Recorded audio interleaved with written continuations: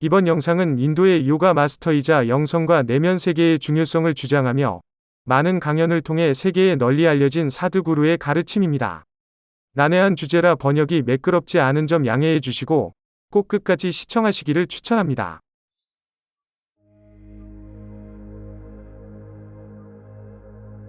Everything we as human beings have created on this planet was essentially first created in our minds. All that you see, which is human work on this planet, first found expression in the mind, then it got manifested in the outside world. The wonderful things that we have done on this planet and the horrible things that we have done on this planet, both have come from the human mind. So if we are concerned as to what we create in this world, it's extremely important that first of all we learn to create the right things in our mind, how we keep our minds. If we do not have the power to keep our minds the way we want it, what we create in the world is also going to be very accidental and haphazard. So learning to create our minds the way we want is the basis of creating the world the way we want. There is a wonderful story in the yogic lore. On a certain day, a man took a walk. He went for a long walk. Accidentally, unawares, he walked into paradise. Fortunate, isn't he? He just took a walk and he landed up in paradise.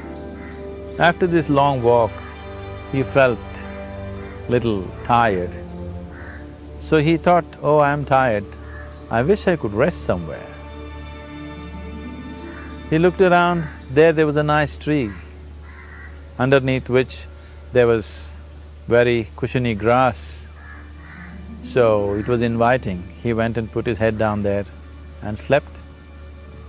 After a few hours he woke up, well rested, and he thought, oh, I'm well rested, but I'm feeling hungry, I wish I had something to eat. And he thought about all the nice things that he ever wanted to eat in his life. And instantly, all those things appeared in front of him. You need to understand, there the service is like that. Hungry people don't ask questions. Food came and he ate. Stomach became full. Then he thought, oh, my stomach is full, I wish I had something to drink. All the nice things that he ever wanted to drink, he thought about it and all of them just appeared in front of him. Drinking people also don't ask questions, so he drank. Now with a little bit of alcohol in him, you know Charles Darwin told you, all of you are monkeys, your tail fell away. Not me, Charles Darwin told you that you were all monkeys and your tail fell away and then you became human. Yes, definitely the tail fell away. But the monkey, in yoga, we always refer to an unestablished mind as markata, which means a monkey. Why we are referring to the mind as a monkey is, what are the qualities of a monkey? One thing about a monkey is, it's unnecessary movement. And another thing about the monkey is, if I say you're monkeying somebody, what does it mean? Imitation. Monkey and imitation have become synonymous. So these two essential qualities of a monkey are very much the qualities of an unestablished mind. Unnecessary movement, you don't have to learn it from the monkey, you can teach it to the monkey. And imitation is full-time job of the mind. So when these two qualities are on, a mind is referred to as a monkey. So this monkey became active within him. He just looked around, thought, what the hell is happening here? I asked for food, food came. I asked for drink, drink came. There must be ghosts around here, and ghosts came. Oh, the ghosts have come, they're going to surround me and torture me, he thought. Immediately the ghosts surrounded him and started torturing him. Then he started screaming in pain and said, oh, they're going to kill me. and he died. Just now he said he's a fortunate being. The problem is he was sitting under a kalpavriksha or a wishing tree. He asked for food, food came, he asked for drink, drink came, he asked for ghost, ghost came, he asked for torture, torture came, he asked for death, death happened. Now don't go looking for these kalpavrukshas in the forest. You can barely find a tree these days. A well-established mind, a mind which is in a state of samyukti, is referred to as a kalpavriksha. If you organize your mind to a certain level of organization, it in turn organizes the whole system. Your body, your emotion, your energies, everything gets organized in that direction. Once all these four dimensions of you, your physical body, your mind, your emotion and the fundamental life energies are organized in one direction, once you are like this, anything that you wish happens without even lifting a little finger actually. It would help to assist it with activity, but even without doing any activity, you can still manifest what you want if you organize these four dimensions in one direction and keep it unwavering in that direction for a certain period of time. Right now the problem with your mind is, every moment it is changing its direction.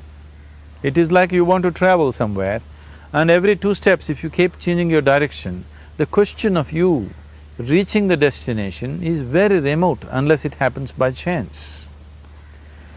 So, organizing our minds and in turn organizing the whole system and these four basic dimensions of who you are right now in one direction, if you do this, you are a kalpavruksha yourself. Anything that you wish will happen. But right now, if you look at your lives, everything that you have wished for till now, if it happens, you have finished. Everything and everybody that you have desired for, if all of that lands up in your house today, could you live with that? Once we're empowered like this, it's very important that our physical action, emotional action, mental action and energy actions are controlled and properly directed. If it is not so, we become destructive, self-destructive. Right now, that is our problem. The technology, which is supposed to make our life beautiful and easy, has become the source of all the problem that we are destroying the very basis of our life, which is the planet. So what should have been a boon, we are making a curse out of it. What has brought incredible levels of comfort and convenience to us in the last 100 years or so has also become a threat to our life simply because we are not conscious action, we are in a compulsive state of action. So organizing our minds fundamentally means moving from a compulsive state of activity to a conscious state of activity. You might have heard of people for whom they asked for something and beyond all expectations it came true for them. Generally this happens to people who are in faith. Now, let's say you want to build a house. If you start thinking, oh, I want to build a house, to build a house I need 50 lakhs, but I have only 50 rupees in my pocket, not possible, not possible, not possible. The moment you say not possible, you are also saying, I don't want it. So on one level, you're creating a desire that you want something, on another level, you're saying, I don't want it. So in this conflict, it may not happen. Someone who has some faith in a god or in a temple or whatever, who is simple-minded, faith works only for those people who are simple-minded. Thinking people, people who are too much thinking, for them it never works. A childlike person who has a simple faith in his god or his temple or whatever, he goes to the temple and says, Shiva, I want a house. I don't know how, you must make it for me. Now in his mind there are no negative thoughts. Will it happen? Will it not happen? Is it possible? Is it not possible? These things are completely removed by this simple act of faith. Now he believes Shiva will do it for him and it will happen. So is Shiva going to come and build your house? No, I want you to understand, God will not lift his little finger for you. What you refer to as God is the source of creation. As a creator, he has done a phenomenal job, there's no question about it. Could you think of a better creation than this? Is it in anybody's imagination to think anything better than what is there right now? So as a creator, he has done his job wonderfully well. If at all if you're unhappy, the only and only reason why you're unhappy is life is not happening the way you think it should happen. That's all it is. So if life is not happening the way you think it should happen, you're unhappy. If life happens the way you think it should happen, you are happy. It's as simple as that. So if life has to happen the way you think it should happen, first of all, how you think, with how much focus you think, how much stability is there in your thought, and how much reverberance is there in the thought process will determine whether your thought will become a reality or is it just an empty thought. Or how you do not create any impediments for your thought by creating negative thought process. This possible, is something possible or not possible, is destroying humanity. What is possible and not possible is not your business, it's nature's business. Your business is just to strive for what you want. Right now you're sitting here, if I ask you two simple questions, I want you to just look at this and answer this. Right now from where you're sitting, can you just fly off? You say no. Right now from where you're sitting, can you get up and walk? You'll say yes. What is the basis of this? Why you say no to flying and yes to walking? Because past experience of life, many times you've gotten up and walked, never did you fly off. Or in other words, you're using the past experience of life as a basis for deciding whether something is possible or not possible. Or in other words, you have decided that what has not happened till now cannot happen in your life in future. This is a disgrace to humanity and the human spirit. What has not happened till now on this planet can happen tomorrow. Human beings are capable of making it happen tomorrow. So what is possible and what is not possible is not your business. That is nature's business. Nature will decide that. You just see what is it that you really want and strive for that.